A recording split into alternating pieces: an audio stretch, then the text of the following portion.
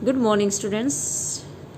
Today we will start the reading of our chapter 4, The Enemy, Dushman. कौन सा दुश्मन? The American soldier who is the enemy of the Japan public. ठीक है ना? Written by Paul S. Burke. Before read the chapter, we will go through the outline of the chapter. It is the time of the World War. क्या बताया बेटा इसमें कि ये world war का समय था. एन अमेरिकन प्रिजनर, एक अमेरिका का एक जो सिपाही था वो कैदी के रूप में ऑफ वार, युद्ध के, इज वॉश्ड, बहकर आ गया शोर किनारे पे, इन ए डाइंग स्टेट, एक मरी हुई हालत में, and is found at the door step, और पाया गया कहाँ पे? डोर स्टेप मतलब क्या है कि दहलीज पे ऑफ द जापानीज डॉक्टर, एक जापानीज डॉक्टर की. जब अमेरिका और जापान दोनों वार में चल रहे थे तो क्या हुआ कि वॉर में जो एक सिपाही था अमेरिका का, वो मतलब क्या है कि उसको गोली लगने की वजह से वो समुद्र में गिर गया, और वहाँ मतलब बहता बहता वो कहाँ गया? जापानीज जो एक बंदरगाह है वहाँ पे आ गया. बंदरगाह के पास जो थी उस डॉक्टर का घर था, तो वो मतलब क्या है कि पानी की लहरों के साथ बहता हुआ उसके घर के मतलब क्या है बाहर पहुँच गया, उसके दरवाजे पे. शुड ही सेव हिम, कहते कि क्या उसे बचाना चाहिए उसे एज ए डॉक्टर, एक डॉक्टर के नाते, और hand him over to the army as a patriot, या उसको आर्मी को सौंप देना चाहिए एक सच्चे देशभक्त के रूप में.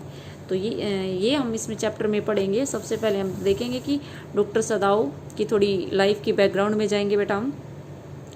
Doctor Sadao hockeys house was built, doctor Sadao hockey जो था उसका घर बना हुआ था ऑन ए स्पॉट, एक जगह पे, off the Japanese coast, Japan की बंदरगाह पे, where as he little boy he had often played, जहाँ पे वो एक छोटे बच्चे के रूप में अक्सर खेला करता था. द लो स्क्वेयर स्टोन, एक नीचा, स्क्वेयर क्या होता है? चकोर, चकोर एक पत्थर पे उसका घर था. House was set upon rocks, एक चट्टान थी चकोर, उसके ऊपर उसका घर बना हुआ था. वेल अबाउ एंड नैरो बीच, ऊपर थोड़ा सा उस नैरो बीच. नैरो क्या होता है बेटा? तंग या संकीर्ण, जिसको आप अपनी लैंग्वेज में बोलते हो भीड़ा, ठीक है ना. तो कहते हैं कि तंग, एक संकीर्ण सा, भीड़ा सा जो एक बीच था, ठीक है ना, वहाँ पे उसका घर था. वो एक चट्टान थी, वर्गाकार चट्टान के ऊपर उसका मकान बना हुआ था. That was outlined with bent pines, और वो जो बीच था, बीच क्या होता है? जो समुद्र का किनारा, और वो मतलब क्या है किससे भरा हुआ था? आउटलाइन, एक पूरी लाइन बनी हुई थी उसमें, ऐसे जैसे मान लो ये यहाँ समुद्र का किनारा है, समुद्र का किनारा है, यहाँ लाइन बनी हुई है, यहाँ तक समुद्र है, फिर थोड़ी सी सैंड है, यहाँ मिट्टी है, यहाँ फिर एक लाइन बनी हुई है, और उसमें मतलब क्या काफ़ी वो कहते हैं कि पाइन के, ताड़ के पेड़ लगे हुए थे वो, और वो बेंट थे, थोड़े झुके हुए ऐसे लाइन में लगे हुए थे, जो अक्सर आपको बीच पे मिल जाते हैं. तो कहता है कि भाई वो बेंट पाइन्स, झुके हुए थे वो ताड़ के पेड़. ऐसे बॉय, एक जब वो सदाओ छोटा था, हैड क्लाइम्ड द पाइन्स, काफ़ी बार उन ताड़ के पेड़ों पे चढ़ा था. स्पोर्टिंग हिमसेल्फ, अपने आप को सहारा देते हुए, ऑन हिज बेयर फुट, नंगे पैर, as he had seen men do in the south seas, क्योंकि उसने लोगों को दक्षिण समुद्र में लोगों को ऐसा चढ़ते हुए देखा था. क्योंकि साउथ में जो नारियल वगैरह तोड़ने के लिए, पेड़ पे खजूर तोड़ने के लिए चढ़ते हैं बेटा, वो क्या करते हैं? बड़े पेड़ों पे थोड़ा नंगे पैर, अपने पैरों से थोड़ा सा सहारा बनाते हुए, थोड़ा स्पोर्ट करते हुए चढ़ते हैं. तो उसने ये कला देख रखी थी, इसलिए वैसे ही वो चढ़ता था. तो कहते हैं साउथ सीज में, when they climb for coconut, जब वो नारियल तोड़ने के लिए साउथ के लोग चढ़ते हैं, ऐसे ही वो चढ़ता था. His father had taken him often to the island, उसके पिताजी जो थे सदाओ के, अक्सर उसको उन द्वीपों पे लेके जाते थे. ऑफ दोज सीज, उस समुद्र के जो द्वीप, द्वीप क्या होता है बेटा? समुद्र के बीच में एक जो उभरा हुआ भाग होता है, उसको हम क्या बोलते हैं? आइलैंड, द्वीप. And never had he failed to say, और कभी भी चूकते नहीं थे उसके पिताजी कहने से, the little brave boy as his side, वो जो उसका बहादुर बेटा को अपनी तरफ करके, और क्या कहते थे उसके पिताजी?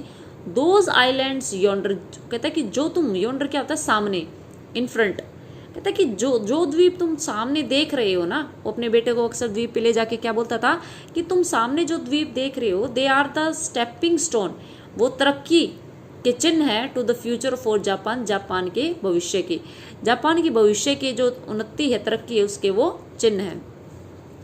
Where shall we step from them, अब सदाओ ने पूछा कि हम कदम कैसे रखेंगे इन पे, जाएंगे कैसे द्वीपों पे, क्या कारण होगा, कब हम कदम रखेंगे इन पे? सदाओ हैड आग सीरियसली, सदाओ ने कभी काफ़ी गंभीरता से पूछा. अब क्या जवाब देते हैं उसके पिताजी सदाओ के, हु नोज, कौन जानता है, इस फादर हैड आंसर, उसके पिता ने जवाब दिया, who can limit our future, कहता है हमारे भविष्य को कौन बता सकता है, depends on what we make it, कहता है हमारा भविष्य जैसा हम बनाते हैं वैसा ही बन जाता है। Sadao had taken this into his mind, Sadao ने ये बात अपने दिमाग में बिठा ली, as he did everything his father said, वो वैसा ही करता था जैसे उसके पिताजी कहते थे। His father who never joked, उसके जो सदाव के पिता थे कभी भी मजाक नहीं करते थे, और प्लेड भी देखना उसके साथ खेलते थे, but who spent infinite pain, infinite pain मतलब कि अनंत दर्द बांटते थे, बल्कि उसके साथ सदाव के साथ खेलते नहीं थे, ना उसके साथ मजाक करते थे, बल्कि अपने दर्द बांटते थे। Upon him who was his only son, क्योंकि वो उसका इकलौता बेटा था। सदाव न्यू, सदाव जानता था, that his education was his father's chief concern. अब ये क्वेश्चन आ सकता है कि what was Sadao's father main concern, तो सदाव के फादर कंसर्न क्या था, विषय, ठीक है ना, चिंता का, और चीफ मतलब क्या, मुख्य, तो उसके जो सदाव के पापा की मुख्य चिंता क्या थी, सदाव की शिक्षा। फॉर दिस रीजन, इसी वजह से ही had been sent at 22 to America, इसीलिए 22 साल की उम्र में उसको कहाँ भेज दिया था, America, to learn all that, हर चीज सीखने के लिए, कुड बी लर्न, जो सीखी जा सकती होती है, of surgery and medicine, surgery और दवाइयों के बारे में। ही हैड कम बैक, वो वापिस आया था एट 30, 30 साल की उम्र में, 22 साल की उम्र में गया वो, 30 साल की उम्र में आया, 8 साल वो अमेरिका में उसने अपनी डॉक्टरी के बारे में, सर्जरी और मेडिसिन के बारे में वो जो सीख सकता था उसने वो सीखा। And before his father dad, और अपने पिता के मरने से पहले ही हैड सीन सदाव, उसके पिताजी मतलब क्या, मरने से पहले सदाव को देख लिया था, become a famous not only as a surgeon but as a scientist, देख लिया था उसके पिताजी ने कि उसका बेटा ना केवल एक प्रसिद्ध सर्जन बल्कि एक अच्छा वैज्ञानिक भी बना है। Because he was perfecting A discovery, क्योंकि वो खोज कर रहा था। बेटा साइंटिस्ट कौन होते हैं, कोई जो अपनी इन्वेंशन दे, कोई खोज करके दे। अब डॉक्टर जो अगर इलाज कर रहा है तो डॉक्टर कहलाएगा, अगर ऑपरेशन कर रहा है, सर्जरी कर रहा है तो सर्जन कहलाएगा, लेकिन अगर कोई एक नई चीज वो खोज करके इन्वेंट करके दे तो क्या हो जाता है, साइंटिस्ट।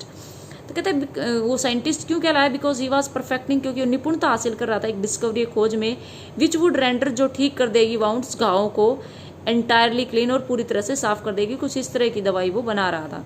ये नोट बीन सेंट अब्रोड, और कहता है कि अब ये अब्रोड नहीं भेजा गया, क्यों, क्योंकि ये जो डॉक्टर सदाव था बेटा, ये आर्मी में था डॉक्टर, तो इसको विदेश में नहीं भेजा गया विद द ट्रूप्स, सेना की टुकड़ी के साथ। ही न्यू, वो जानता था, there was some slight danger that the old general might need an operation, क्योंकि उसे पता था कि भाई हल्का सा खतरा है, किसको, ओल्ड जनरल, एक बूढ़ा जो जनरल था उनकी आर्मी में, जो ऑफिसर था सदाव का, कहता है कि उसको थोड़ा सा खतरा था और उसको कभी भी ऑपरेशन की जरूरत पड़ सकती थी, फॉर ए कंडीशन, एक ऐसी हालत थी उस जनरल की, for which he was now being treated medically, जिसका अब वो इलाज कर रहा था।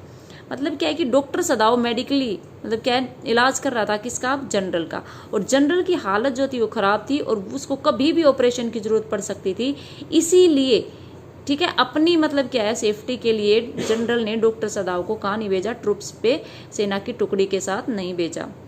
And for this possibility सदाव was being kept in Japan, और इसीलिए सदाव को जापान में रखा गया। Thank you.